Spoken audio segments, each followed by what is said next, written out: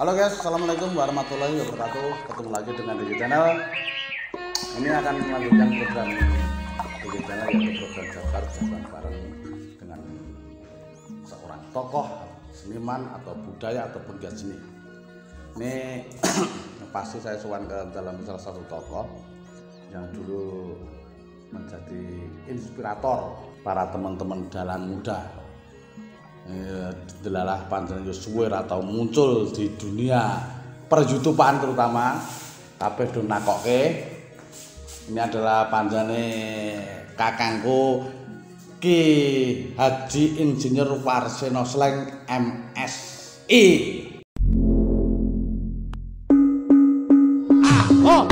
Edan Sleng.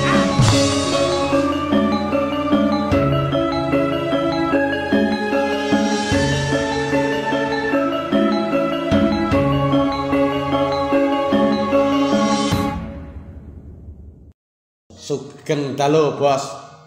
Sugeng dalu. Nah, pripun sehat Pak? Sultan Putut Wijana. Sehat Pak bos? Sehat. Nah, sehat. Sementing sehat. Sehat. Nah, sementing sehat kuwi ta. Apalagi ning masa pandemi ngene iki kudu sehat ya. Karek mangan turu dadi awake kelempon. Padha lembur. Sementing kan sehat, lembur apa penting sehat. Sehat. Ini ngenten Mas. Ini kan Pripun? saya mengadakan program Jabar Jagoan Bareng dengan para seniman atau tokoh seniman. Lah kebanyakan Aja disebut tokoh. Lah terus apa? Wis biasa wae. Nek tokoh saja koyo aku wis berkarya banyak. Wah, kan yo pernah menjadi inspirator dalang-dalang muda zaman tahun 90 sampai 2000-an, ngerti deh sapa sing ngerti? Ki Warseno Sleng. Nah, ini kan do nakoke. Dono akoke jane Pak Warseno Sleng saiki ning ndi to? Wis carane dasare pandemi enggak do kangen lah ini. Do kangen karo jenengan iki kabeh rata-rata muncul do kumpul kok. Nanti tidak pernah muncul lagi do nakoke mumpung ketemu dengan panjenengan ben para netizen penggemar itu tahu. Nah, kegiatan jane selama pandemi kegiatannya apa to, Jan? Nggih. Mas Sultan Putut wae jenengane ngene. Sultan Seragen pemasaran sebenarnya. Pokoknya Sultan itu nama yang akan tebel. Wah iya. Memang mohon maaf untuk netizen semuanya. Saya Mas Putut. Nggih. Beberapa bulan ini bahkan tahun ini saya tidak bergema banyak muncul dalam netizen atau permukaan karena kegiatan saya saat ini baru menyelesaikan studi saya di S3 ya, jadi penuh perhatian khusus terutama untuk saya karena saya di UNS. Oh, S3 menapa ya UNS? Ya, di UNS yang betul-betul memberikan perhatian waktu yang menyita ya? Menyita waktu banyak, keluarga bahkan sampai anak-anak pun saya jarang komunikasi. Jarang sama Amar, sama Pandit jarang karena anak-anak saya ini sudah punya kesibukan masing-masing, termasuk saya dan istri saya juga punya kesibukan tersendiri. Jadi mereka itu sudah dari dulu kita latih untuk mencari istilahnya jati dirinya masing-masing. Kalau Amar ya kegiatan kuliahnya Amar yang sudah semester 6 itu dia juga punya kesibukan untuk nulis. Dan untuk Mas Pandit juga sekarang sudah buka usaha kedai kopi. Oh, ya, kedai kopi. Bulan ini nanti sudah dibuka. Dan istri saya ya juga punya samben sekarang kita kembali back to nature. Jadi saya back to nature itu kembali kepada tempo dulu, jadi kembali kepada aslinya, habitatnya. Dia mengurus mungkin pertanian, ladang pertanian, sing bisa tilik-tilik omah sing ora tau diresiki. Kita akan kembalinya kesibukan itu nek mikirin kok dalangi kapan, covid kapan, malah tambah stres. Wah, betul. Ini dampaknya pandemik ya, malah ya banyak hikmah kebaikan. Hikmahnya kan kita bisa berkreativitas otak kita. Ya, di samping kreativitas memang penuh tantangan ya. Hidup itu kalau tantangan namanya bukan Betul, hidup. betul. Stagnan loh ya. Berarti selama ini angsup dari dunia hitungan dunia perpabrikan, ya. perkumpulan, berarti kan ya. Konsen ke Merak untuk S3. Iya, saya butuh waktu itu dan itu setiap hari kita tetap baca-baca jurnal, menulis. Masih berapa tahun Mas kira-kira? Ya, sambung ini. Berapa tahun untuk S3? 3, ya macam-macam, ada yang 7 tahun, ada 5 tahun. Nah, kita rencana jalan nih perkiraan. Ya, pokoknya sampai selesai aja. Nggak ada target kapan-kapan. Padahal sibuk terus tanpa. Ya, kalau bikin sibuk karena kita harus cari ya tadi baca-baca jurnal, kemudian kita datang ke informan itu yang teman-teman dalang yang saya butuhkan informasinya, terus nanti juga dengan dokumen-dokumen buku. Itu menggali masalah apa ini makalah ini? Saya menggali tentang judul saya model akuntabilitas pergelaran wayang kulit. Jadi kita itu bagaimana sih wayang kulit yang akan datang 50 sampai 100 tahun yang akan datang. Oh, berarti saya tidak berpikir yang sekarang. Kedepannya Kedepannya ya, misalnya kayak seperti ini, bagaimana kalau dulu kan kita belum siap dengan akuntabilitas wayang itu harus kita akui secara jujur bahwa kita hanya berkutat kepada pementasan. Tapi bagaimana untuk pementasan bertanggung jawab pada siapa. Nah ini kan ternyata di situ punya andil yang besar, karena dalang itu menurut saya nulis menjadi pegelaran seperti Mas Sultan Putut di Janmalko dan dalang-dalang yang lain itu kan punya tanggung jawab. Nah, apa masih pantaskah pementasan yang seperti ini untuk masa depan yang akan datang? Bagaimana nanti? Oh dalangi tanggung jawabnya kajabone awake dhewe harus singgahi urip, karo kehidupan. Berarti ini yang dirancang caranya ya. Itu berarti pagelaran pertunjukan ke depan atau manajemennya atau modelnya pergelaran wayang kulit itu yang misalnya itu dulu kan sono Gana Sidi, kita kembali kepada Gana Sidi, apa yang perlu kita ambil. Oh nih Gana Sidi ini benar dalang itu punya aturan wong dalang iki yang saat ini baru sudah kita tinggalkan. Kita tinggalkan itu aja karena kita membuat entertain. Wayang sekarang entertain kan punya filosofi wayang itu. Ujungnya kan tontonan tadi tontonan. Apakah tontonan itu seperti itu? Nah ini yang kita gali ke situ. Kemudian dulu ada lakon, misalnya lakon yang dipercaya bahwa lakon rumah tambah itu bisa nambah ke ribu. Kenapa kita nggak ada greget itu? Nah tahun 75 kemudian ada budinya Senawangi, Pemadi, ini kan semua kita fungsikan kembali. Nah kemudian kita tata kembali, nanti kita buat suatu regulasi itu aturan piye to wayang sak bener. Jadi untuk masyarakat, untuk lingkungan, untuk anak-anak, untuk bangsa dan negara ini kan namanya wayang ini kan kadung juga. Apa sih pantes yo nek wayang kaya iki. Itu kita cari sama-sama. Oh gitu. Dulu penjenengan nek dalang kan arep muni misuhe apa? Nah, aku arep ngadeg kowe apa?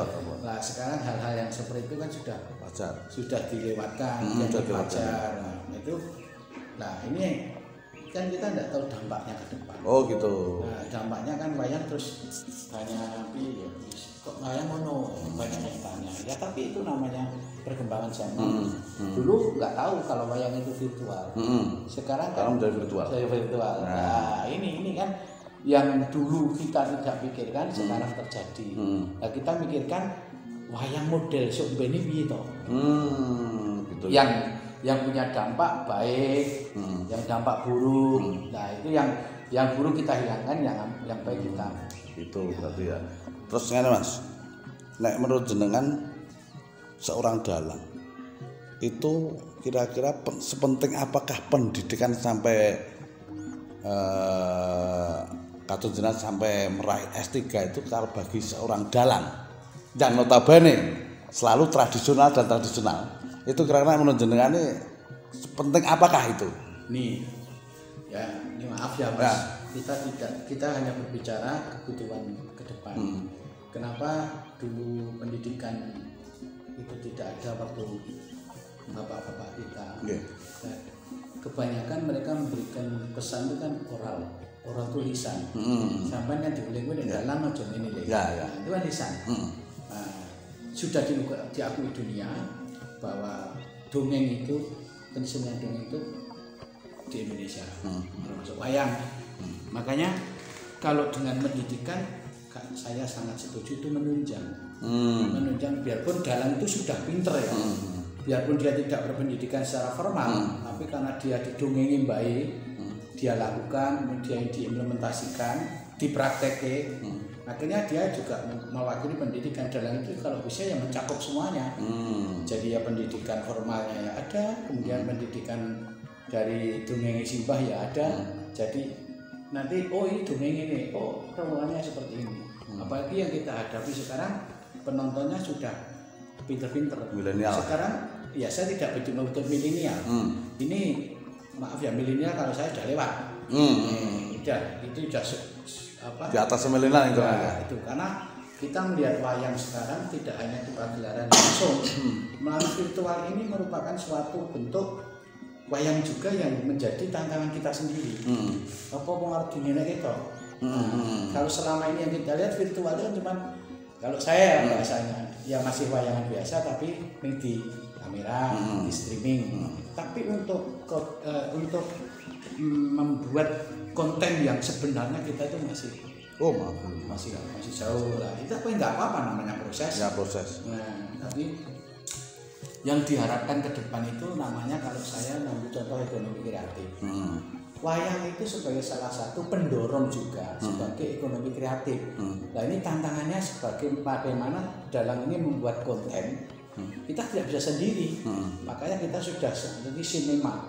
Nah, sinema itu dibuat dalam bentuk wayang. Wayang itu tidak bisa menonton wayang virtual dengan wayang yang live itu kita harus bisa dibedakan. Namun jangan patah arang, jangan kemudian jadi tantangan. Kita memang harus ikut hal yang seperti itu karena zamannya seperti ini. Menurut lakuin zaman lah. Ya, wayang itu kan menurut lakuin zaman. Dalang juga menurut lakuin zaman. Tapi suatu saat kalau menurut lakuin zaman itu akan terjadi suatu perubahan yang alam juga, gitu loh. Mungkin nanti tidak seperti ini karena mungkin basicnya Amar di komunikasi, basicnya siapa si kecil Jabul lah, itu nanti beda lagi. Dia akan mempunyai proses dengan zamannya sendiri. Itu yang akan menjadi tantangan menurut zaman kelakone. Nah, ini kan Mas, ini kan mau untuk virtual ya.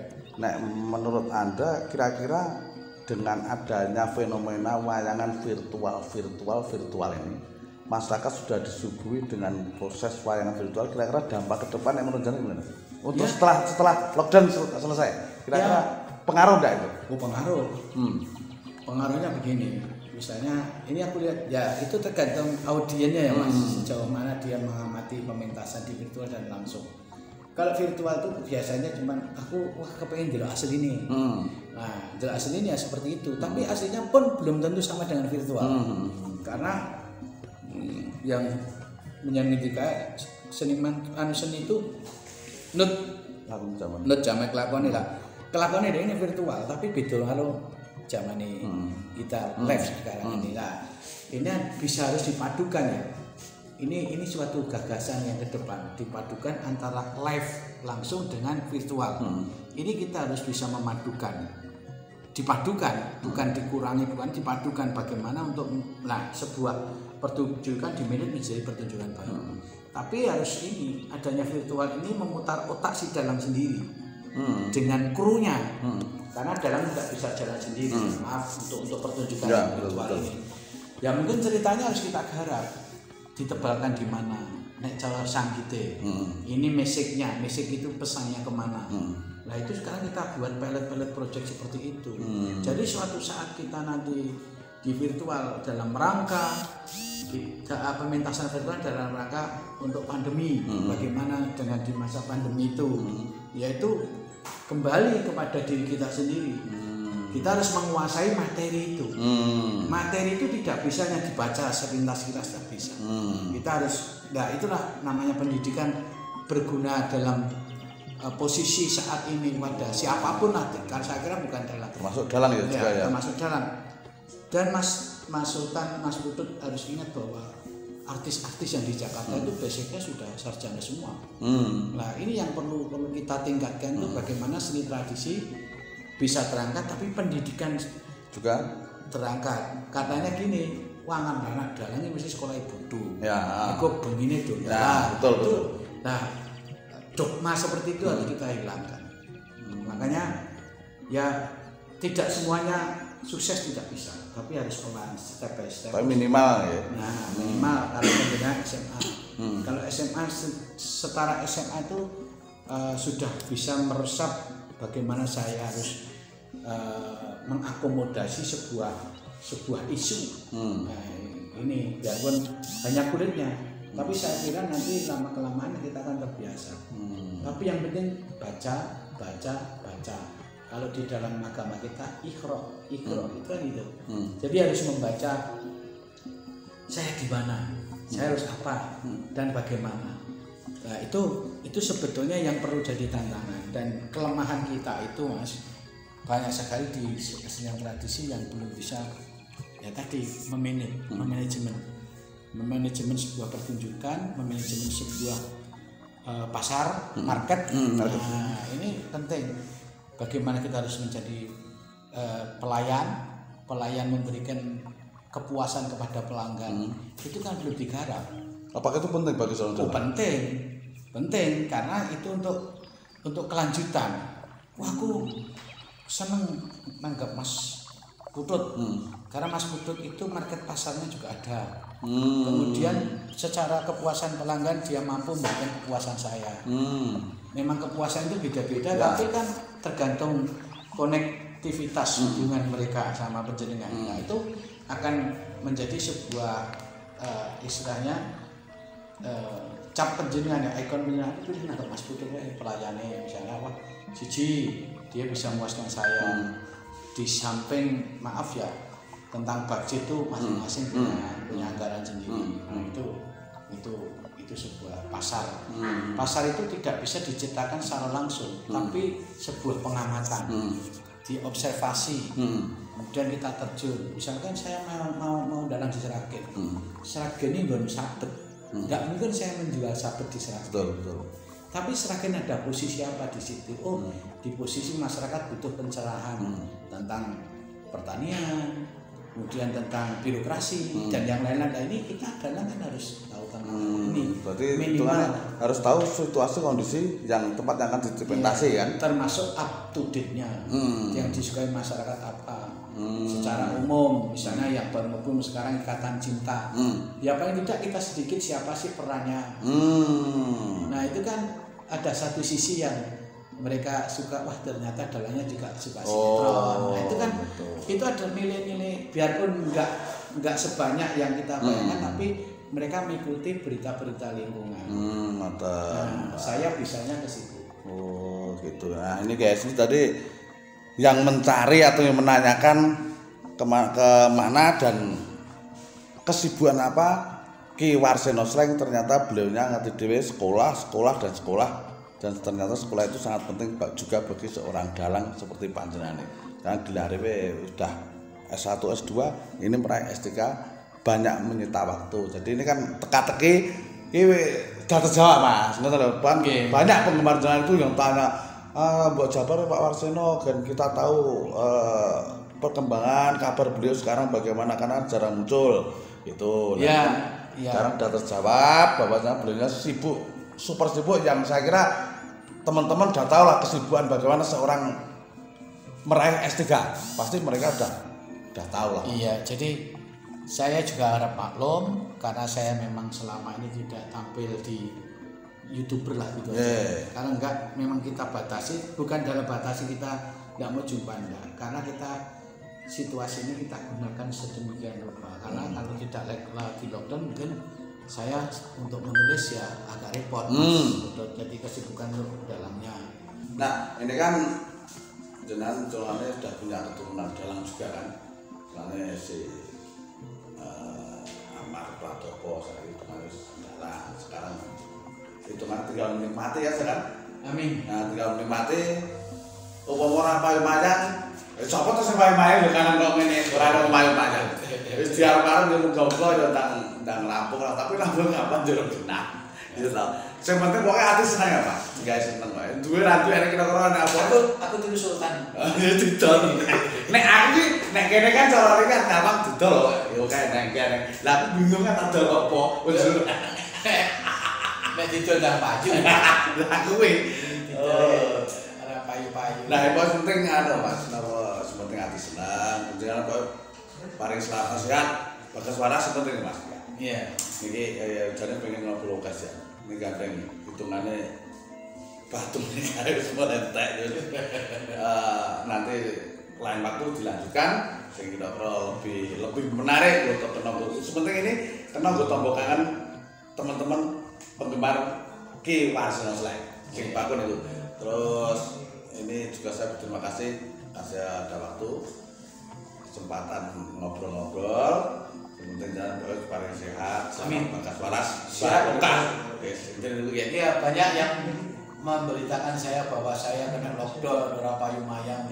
Ya meneh itu wajar. Itu pasti apa ya sing jenenge wong seneng karo ora seneng beda kok, Men. Ya. Nah, itu wajar. Nek aku ngono kuwi iso tak pikir.